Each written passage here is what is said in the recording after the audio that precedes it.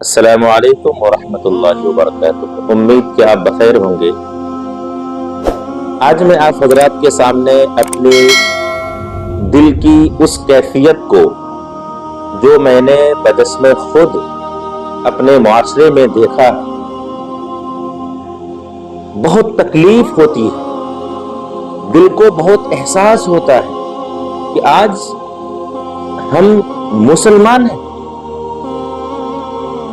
اپنے آپ کو مسلمان ہونے کے ہم دعوے ٹھوکتے ہیں، اور جب نبی کی نبوت اور رسول کی رسالت پر یا نبی کی شان میں کوئی گستاخی کر دے تو ہم سڑکوں پہ نکل جاتے ہیں، مظاہرے شروع کر دیتے ہیں، اور اس کے بعد جو ہے صاحب قلم تحریر میں لکھنا شروع کر دیتا ہے، صاحب زبان اپنی زبان کھول لیتا ہے کہ بھائی نبی کی شان میں گستاخی ہو اور ہم خاموش ہو جائیں۔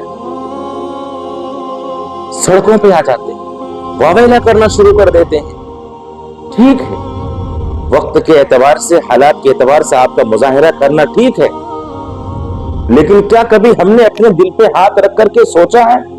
کیا کبھی ہم نے اپنے دل پہ ہاتھ رکھ کر کے اس کا خیال کیا ہے؟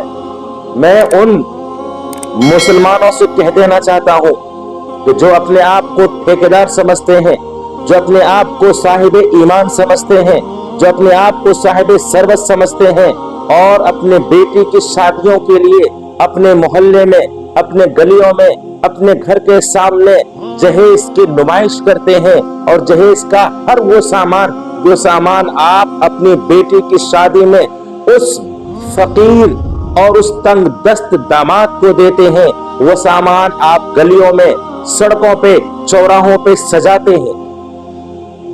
کیا اس راستے سے کوئی غریب بچی کا گزر نہیں ہوتا ہے؟ کیا اس راستے سے اس غریب ماں کا گزر نہیں ہوتا ہے؟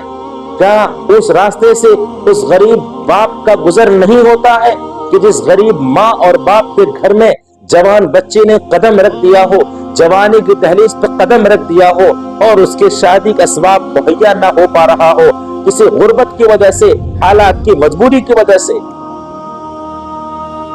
اگر وہ غریب بچی، اگر وہ غریب ماں، اگر وہ غریب باپ اللہ سے سوال کر بیٹھا، یا اللہ تو نے مجھے غریب کیوں بنایا، یا خدا تو نے مجھے غریب گھرانے میں پیدا کیوں کیا، یا اللہ اگر تو نے مجھے غریب بنایا تو ہماری جھولی میں بیٹی کیوں پیدا کر دیا، اور یا اللہ اگر تو نے بیٹی دیا بھی تو ایسے معاشرے میں کیوں دیا جس معاشرے میں جہیز کو فقیر، انٹرنیشنل فقیر منہ کھول کے مانگتا ہو؟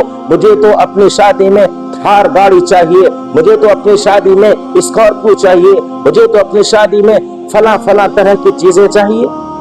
کیوں اس معاشرے میں پیدا کیا؟ یاد رکھنا، میں آج اپنی اس ویڈیو کے ذریعے سے میں ان تمام مسلمانوں سے کہہ دینا چاہتا ہوں کہ جہیز کا لینا حرام ہے، حرام ہے، حرام ہے۔ رکیے ذرا، اب آپ یہ کہو کہ مفتی صاحب نے تو ڈائریکٹ حرام کہہ دیا۔ بالکل میں حرام کہتا ہوں، اور میں اپنی بات نہیں کہہ رہا ہوں۔ اللہ کے رسول علیہ الصلوۃ والسلام نے فرمایا کہ ایک ایمان والا دوسرے ایمان والے کو تکلیف نہ دے، ایذائے مسلم حرام ہے۔ آپ نے علماء سے سنا ہوگا، اپنے خطبہ میں سنا ہوگا، اپنے فجر کی نماز کی بعد جو تعلیم ہوتی ہے اس میں امام صاحب سناتے ہیں کہ مسلمان کو تکلیف دینا حرام ہے۔ جب آپ جہیز کی نمائش کرتے ہو، جہیز کا سامان آپ رکھتے ہو، اس سامان میں 4 ویلر گاڑی بھی ہوتی ہے، اس سامان میں موٹر سائیکل بھی ہوتی ہے، اس سامان میں ہر طرح کے زیب و زینت کی، ہر طرح کی آشائش کی چیزیں موجود ہوتی ہے۔ اس غریب بچی کے دل پہ تکلیف نہیں ہوتی ہے جب تو غریب بچی اس راستے سے گزرتی ہوگی، اس وہ رب سے سوال کرتی ہوگی، اے خدا بتا تو نے مجھے غریب کیوں بنایا، اے خدا کاش میرا باپ بھی غریب امیر ہوتا، کاش میری ماں بھی امیر ہوتی، ایسا ہی میرا جہیز کا سامان سستا۔ تکلیف ہوتی ہے دل کو، دل روتا ہے، آنکھوں سے آنسو جاری ہو جاتا ہے۔ آخر اس معاشرے کو کیا ہو گیا، اس ماحول کو کیا ہو گیا، اس وقت لوگوں کو کیا ہو گیا؟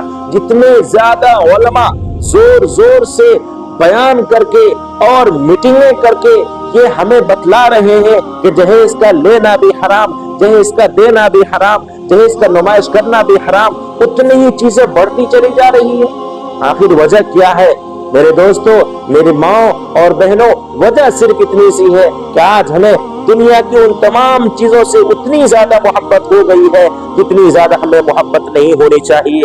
اللہ کے رسول نے فرمایا کہ الدنیا جیفۃ وطالبھا کلاب، کہ دنیا ایک مردار کی طرح سے ہے اور اس کو طلب کرنے والا، اس کے پیچھے جانے والا، اس کے پیچھے بھاگنے والا ایک مردار کتے کی طرح سے ہے۔